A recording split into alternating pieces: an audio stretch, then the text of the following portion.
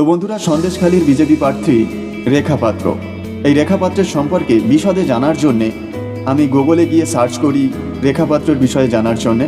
তো যখন আমি গুগলে গিয়ে রেখা পাত্রের বিষয়ে সার্চ করি, তো সেখানে রেখা পাত্রের ইনস্টাগ্রাম চ্যানেলটি চলে আসে বা ইনস্টাগ্রাম প্রোফাইলটি শো করে। তো আমি তার ইনস্টাগ্রাম প্রোফাইলটি সম্পূর্ণটা দেখেছি, আমার খুব ভালো লেগেছে। আর আপনাদেরকেও আমি তার ইনস্টাগ্রাম প্রোফাইলটির সঙ্গে পরিচয় করাতে চাইছি। ভিডিওটি শেষ পর্যন্ত দেখুন, তার ইনস্টাগ্রাম প্রোফাইলটি আমি আপনাদের সামনে পুরোটাই তুলে ধরার চেষ্টা করছি। ধন্যবাদ, ভিডিওটি দেখুন।